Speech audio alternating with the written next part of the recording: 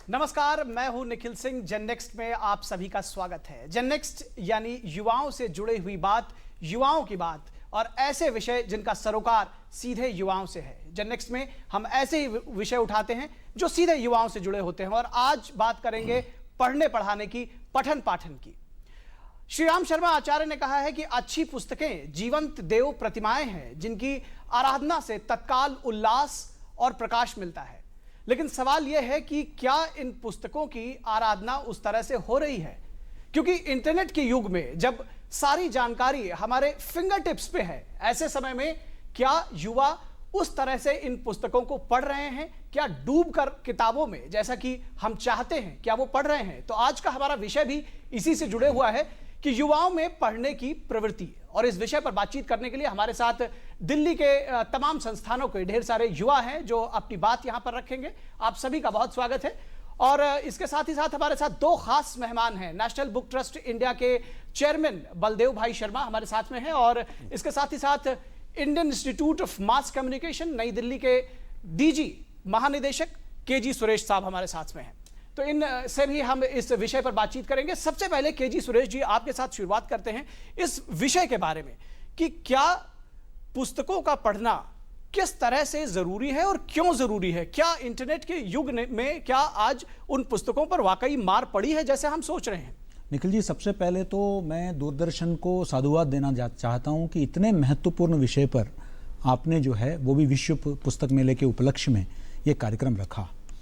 ये विषय वाकई चिंता का विषय है कि आज के युवा पीढ़ी में पढ़ तो रहे हैं लेकिन क्या पढ़ रहे हैं।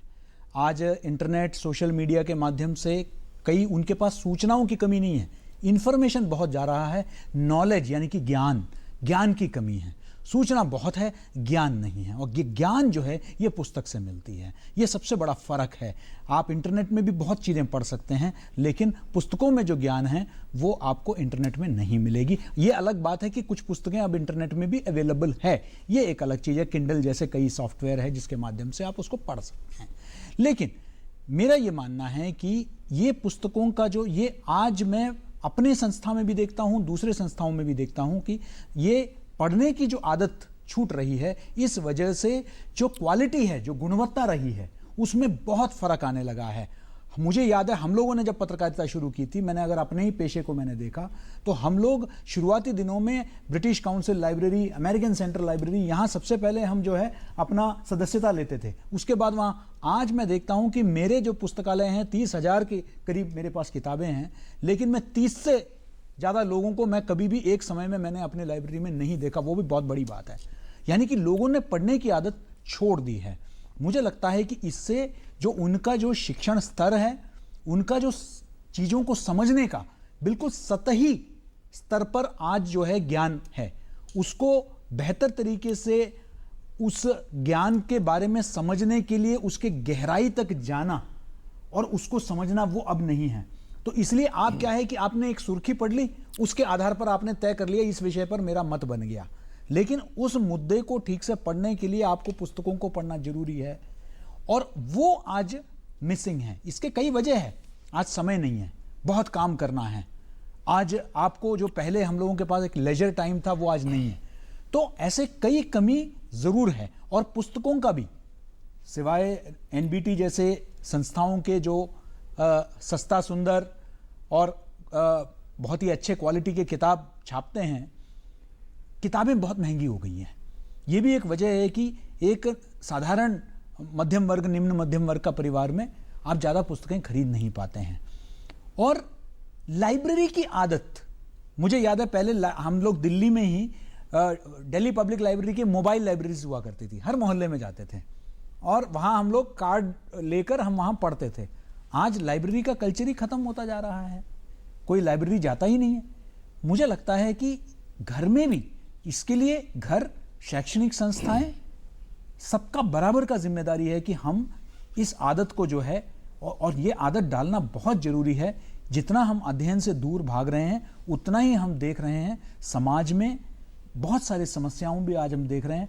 मुझे लगता है कि उसका कहीं ना कहीं कारण ये जो अध्ययन में कमी आ रही है, ये जो पुस्तक के जो पढ़ने में जो कमी आ रही है, वो भी कहीं ना कहीं जो है प्रतिबिंबित हो रहा है।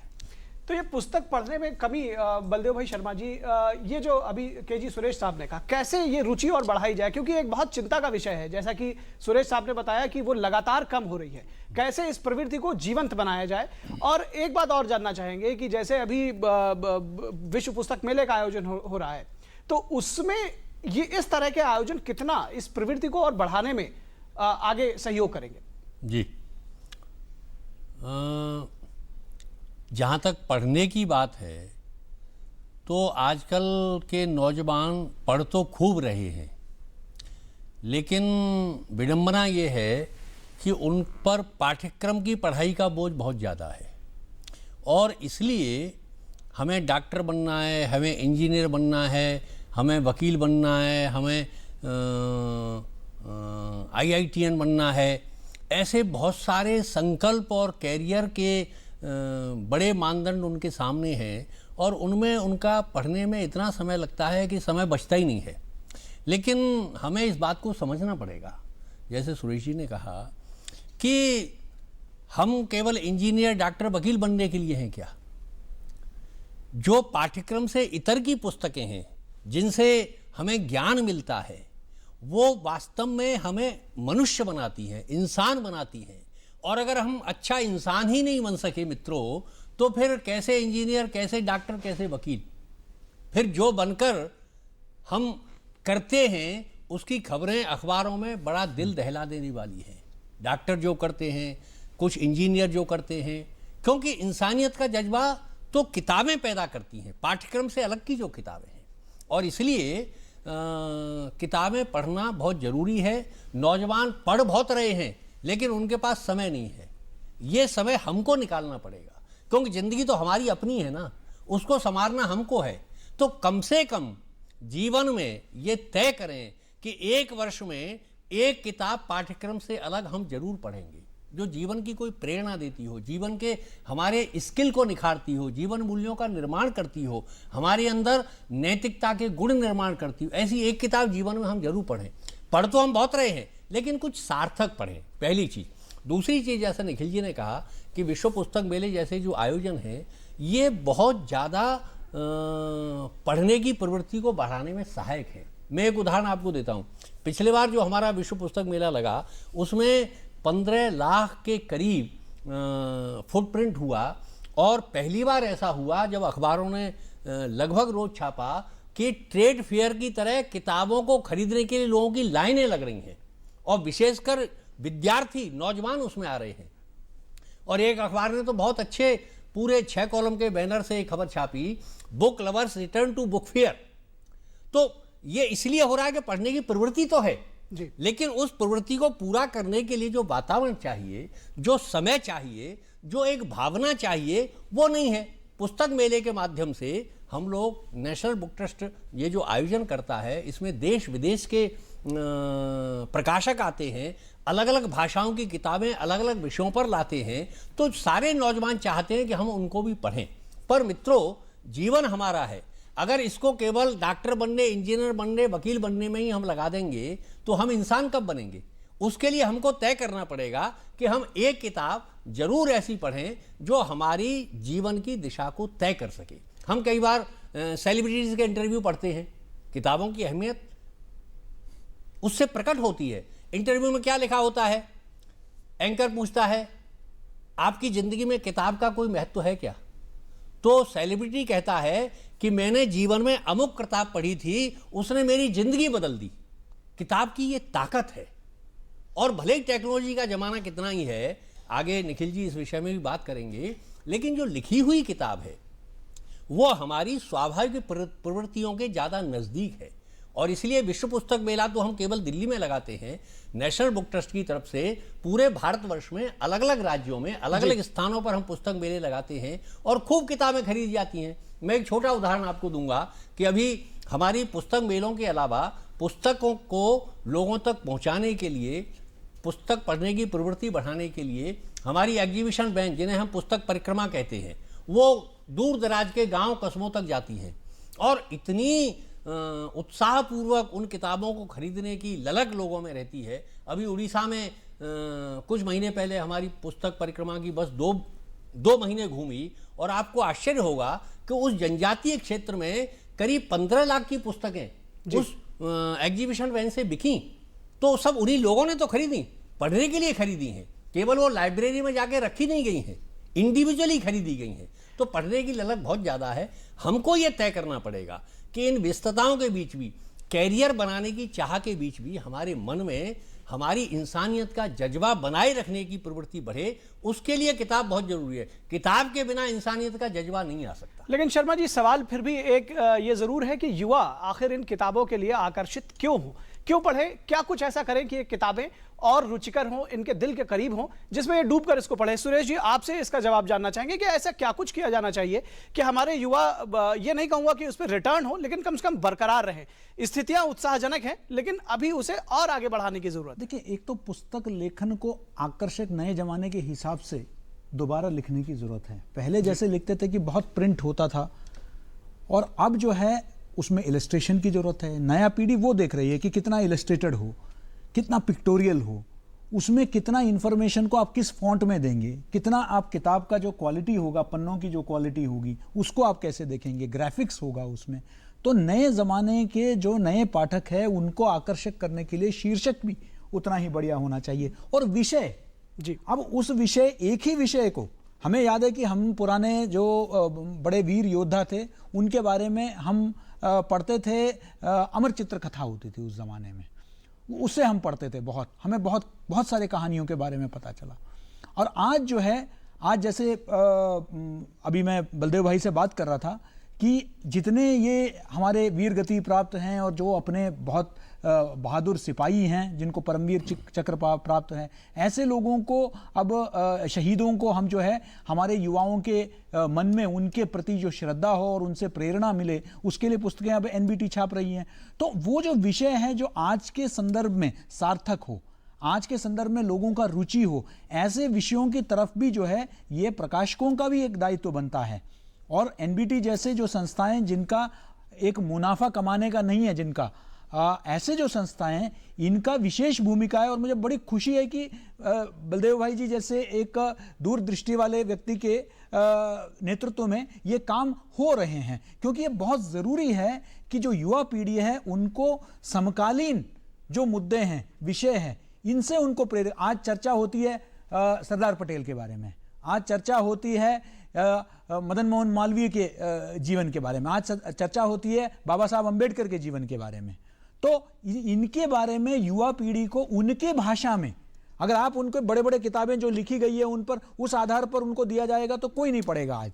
आज के संदर्भ में उनको जो है आज हमारे युवा पीढ़ी तक पहुंचाना, ताकि उनकी जो उत्सुकता है उस उत्सुकता को पूरा करें। तो ये एक विशेष ध्यान करना पड़ेगा। और दूसरा, जिस तरीके का जो कैंपेन आपने जैसे ग्रामीण प्रदेशों में ये जो पुस्तक वैन जो चल रही है उसके माध्यम से डिस्काउंट, और ये जो पुस्तक मेले आंचलिक ग्रामीण अंचलों में, इस तरीके से बहुत सारे पहल करने की ज़रूरत है। और उसमें ज़्यादा से ज़्यादा शैक्षणिक संस्थाएं उसमें भाग लें, ये भी बहुत ज़रूरी है। और एक बुक क्लब्स का भी एक कॉन्सेप्ट पहले हुआ करता था, अभी भी है, जी 36,000 बुक क्लब, जी बुक क्लब है। और उन बुक क्लब्स को जो है सक्रिय करने की जरूरत है, जहां आपस में बुक के विषय को लेकर शैक्षणिक संस्थाओं में भी होना चाहिए, अखबारों में भी होना चाहिए, बुक रिव्यूज होने चाहिए, चैनलों में भी होना चाहिए, कि हम सब अपने अपने मोहल्ले में एक बुक क्लब बनाएं और उस बुक क्लब में आपस में किताब एक्सचेंज करें, आदान प्रदान हो, और एक किताब के विषय पर जो है हम अपने मोहल्ले में चर्चा शुरू करें कि चलो जी आज इस किताब पर, तो जिसने पढ़ा है वो उस किताब के बारे में बताएं। तो इस तरह के कुछ क्रिएटिव, इनोवेटिव हमको नए तरीके हमको सोचने पड़ेंगे, जिससे कि हमारी युवा पीढ़ी को जो है पुस्तक पढ़ने की तरफ आकर्षित किया जाए। तो पाठ्य पुस्तकों से आगे बढ़ के ये बुक जो क्लब्स का कंसेप्ट है, इस पे कैसे आगे बढ़ें। और सबसे खास बात कि आखिर इंटरनेट के इस युग में क्या पुस्तक पठन पाठन में क्या कोई रुकावट आई है? क्या हमारे युवा अब पहले की तरह किताबें नहीं पढ़ते? क्या उन्हें रुचिकर नहीं लगता? इस विषय पर भी हम अपने दोनों खास मेहमानों से बातचीत करेंगे, लेकिन इससे पहले कुछ युवाओं से जान लेते हैं कि क्या इनको कुछ कहना है इस विषय के बारे में। जी, मेरा कहना है कि सरकार को इसके लिए डिजिटल माध्यमों का ही सहारा लेना चाहिए। जैसे कि यदि मैं कोई बुक पढ़ना चाहता हूं तो 100 रुपये लेके मैं खरीदूंगा। यदि उसी बुक को इंटरनेट पे उपलब्ध करा दिया जाए, 1 MB में उसको डाउनलोड कर लेंगे, तो इस माध्यम से भी पढ़ सकते हैं ना। और एक बलदेव भाई जी ने जो कहा है कि पहले हमें जो इंजीनियर डॉक्टर बनने के लिए हम पढ़ाई कर रहे हैं, उसके अलावा हमें नैतिक शिक्षा वाली या संस्कारों वाली बुक भी पढ़ना चाहिए। तो हम ऐसा नहीं कर सकते, शिक्षा नीति जो बनने वाली है उनमें नैतिकता का समावेश कर दें जो हमारा पाठ्यक्रम है। तो बच्चा इतना कैसे पढ़ेगा? एक पाठ्यक्रम की पुस्तकें अलग पढ़े और नैतिकता के अलग पढ़े। पाठ्यक्रम को ऐसा बना दिया जाए जो नैतिकता से परिपूर्ण हो। यानी आपका कहना है कि रुचि पैदा करने के बजाय उसको पाठ्यक्रम में ले आए। आप कुछ कहना चाह रहे हैं? मैं केजी सुरेश जी की बात को ही आगे बढ़ाना चाहूँगा। इन्होंने कहा कि इंटरनेट से हम आज जो पढ़ते हैं उससे सूचनाएं हमें ज़्यादा मिलती है लेकिन ज्ञान कम मिलता है। इस वजह से, क्योंकि बुक पढ़ने के लिए एक वातावरण चाहिए। जब हम इंटरनेट पे पढ़ रहे होते हैं तो कुछ ना कुछ डिस्टर्बिंग एलिमेंट आते हैं या नोटिफिकेशन या कुछ, तो हमारा ध्यान उस तरह से बढ़ता है। लेकिन बुक पढ़ते वक्त वो चीज़ें नहीं होती। इसलिए बुक पढ़ने के लिए हमें इंटरनेट की बजाय ज्ञान अर्जित अगर करना है तो उसके लिए अगर हम बुक का सहारा लें तो वो बेहतर ऑप्शन होगा। इधर कोई कुछ पूछना चाहेगा?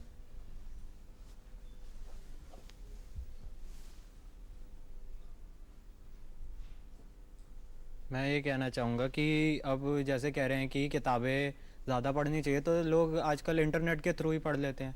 मेन तो यही है कि वो हर चीज़ की रीडिंग करें, ज़रूरी थोड़ी है कि वो किताब ही पढ़ें। ठीक है, तो हम उसी विषय पर आ रहे हैं सुरेश जी, बलदेव शर्मा जी, कि कहना है कि इंटरनेट के माध्यम से किताबों को क्यों नहीं पढ़ सकते। और जैसा कि एक साथी ने कहा कि डिजिटल माध्यम से किताबों को पढ़ने की ज़रूरत है। तो फिर हम वहीं जहां से चले थे, जिस डिस्कशन की बात, कि आखिर हम जो पुस्तकों को, जो हार्ड बाउंड बुक्स हैं जिनको पढ़ने की बात हो रही है, उसको कैसे आगे बढ़ाएंगे? देखिए, ये सही है कि ये टेक्नोलॉजी का दौर है और जीवन के हर क्षेत्र में टेक्नोलॉजी का प्रवेश हो गया है, उससे बचा नहीं जा सकता। लेकिन टेक्नोलॉजी की अपनी सीमाएं हैं।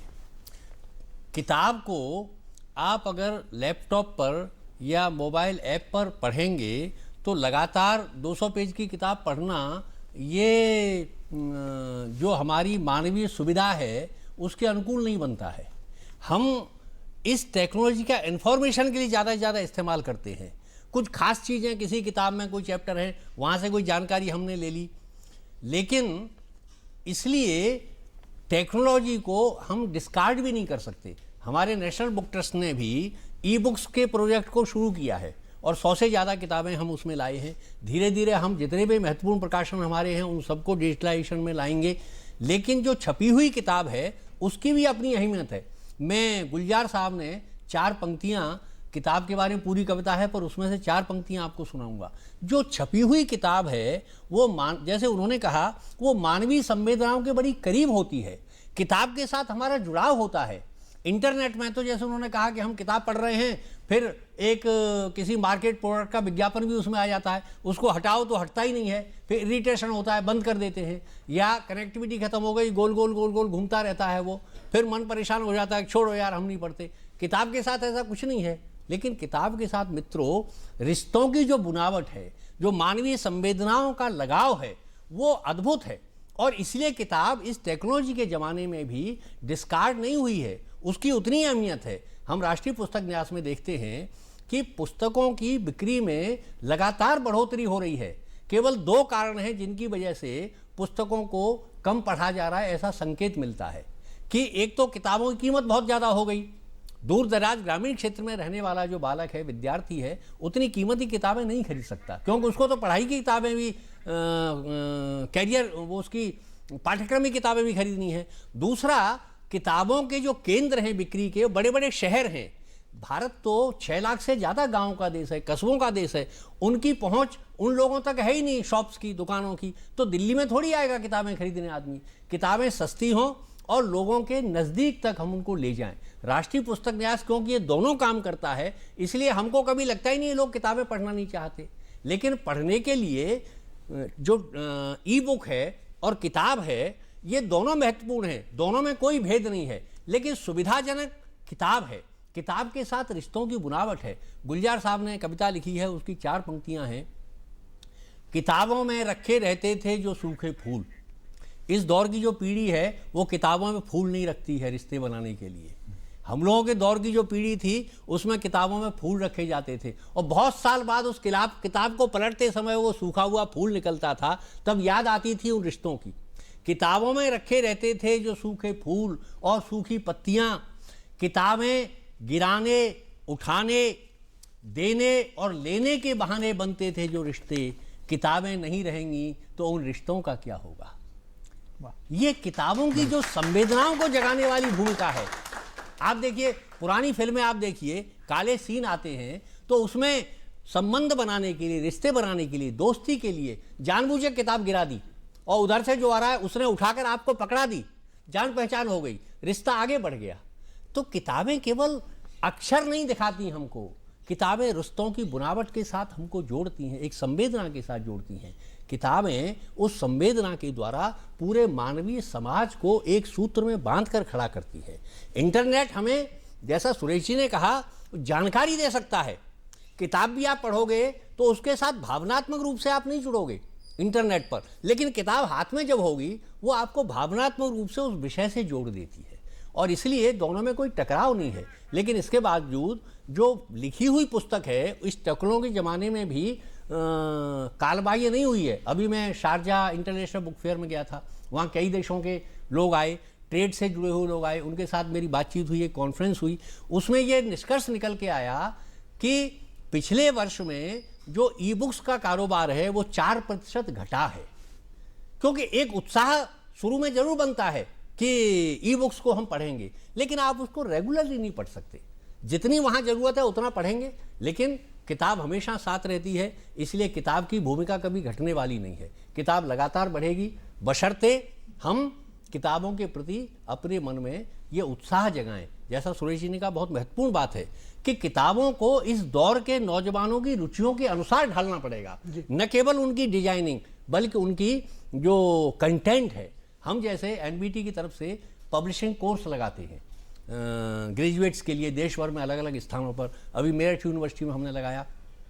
उसमें हमारा प्रयास रहता है कि प्रिंटिंग इंडस्ट्री, पब्लिशिंग इंडस्ट्री से जुड़े हुए जितने भी क्षेत्र हैं, प्रिंटिंग टेक्नोलॉजी है, डिजाइनिंग है, एडिटोरियल कंटेंट है, मार्केटिंग है, इन सबके एक्सपर्ट्स को बुलाकर हम वहाँ उन स्टूडेंट्स के सामने लेक्चर कराते हैं जो नए दौर के हिसाब से किताबों की छपाई कैसे हो, किताबों की डिजाइनिंग कैसी हो, किताबों के शीर्षक कैसे आकर्षक बनाए जाएं। क्योंकि आपको अच्छा माल बेचना है तो उसकी जो आजकल तो पैकेजिंग का जमाना है ना, तो पैकेजिंग भी अच्छी करनी पड़ेगी।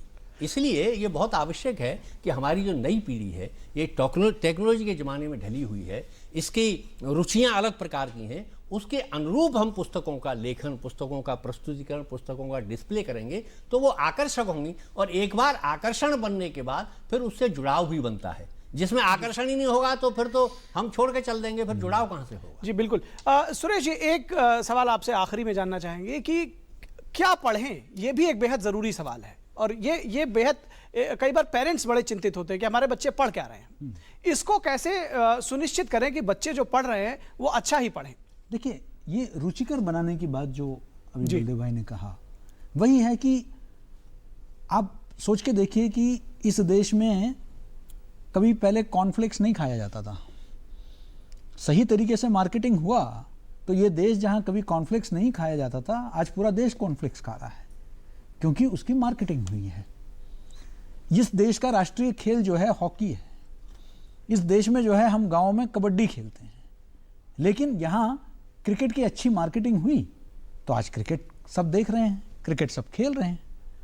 तो मार्केटिंग बहुत जरूरी है, इसलिए उसको फैशनेबल बनाना। एक ज़माना वो था जब हर व्यक्ति के, पढ़े लिखे आदमी के हाथ में, चाहे वो रेलवे स्टेशन में बैठा हो या हवाई जहाज में जा रहा हो, एयरपोर्ट में हो, बैंक में हो, कहीं भी बैठा हो, थोड़ा फुर्सत का टाइम है, हाथ में एक किताब ले लेते हैं। आज आप किसी के हाथ में किताब नहीं देखते हैं। बात करते हुए मुझे याद है, हम लोग बात करते थे तो कहते कि भाई अभी कौन सी किताब पढ़ रहे हो, ये एक टाइम होता था। आज कोई किताब के बारे में कोई नहीं।